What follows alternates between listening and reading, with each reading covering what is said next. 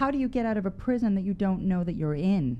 So I suppose one of the first things is, if you have someone that comes to you and says, you know, I'm not making the progress I would like to make in my relationship, in my finances, how do you identify what some of their limiting beliefs might be? I think stepping back and looking at life objectively and looking at the earliest imprints of your childhood especially, and seeing who your caregivers were and what their primary thought processes were, how much your religion impacted you, your society, your family, and breaking it down step by step to see what those early influences were, those first thoughts that were How important are those first, let's say, 5 years of life? How much do they imprint onto what is ultimately going to become our character? 1,000%. Yep. Oh, really? Yep. That's, you know, Freud always said you're set by age 7. You're gelled. Wow. And there's different theories on that. Some people say you're gelled by age 1. But those first formative years are incredibly impactful.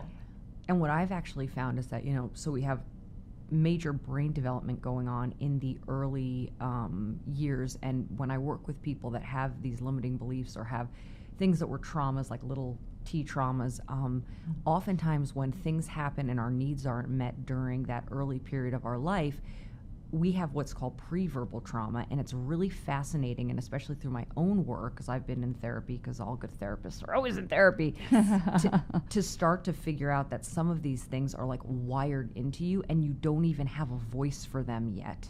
It's So cellular. give me an example of that. Yeah. So Sure, absolutely. So one of the most important things with children is that children's parents attune to them. And so there's something called like circular learning that happens even with infants. So like an infant looks at you, and what do? You smile back at the infant. The infant is now starting to understand that that's what happiness feels like, because the infant is looking at you and getting that information.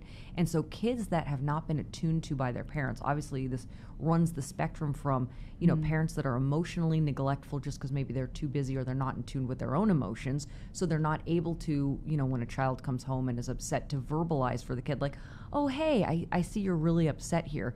You know, it starts there, and then it ends all the way right to parents who are physically and emotionally abusive, sexually abusive, and also just totally neglectful, which I've worked a lot with foster children, which is where most of my training happened. And so it's really, really important that parents, that's why there's all those initiatives with First Five, like reading to your child, doing all these things, because that's where kids start to get the attunement of what emotions are supposed to feel like, and to get a secure base of knowing that their feelings are okay, their feelings are real, and they are seen. All I feel like we really want is to be fully seen.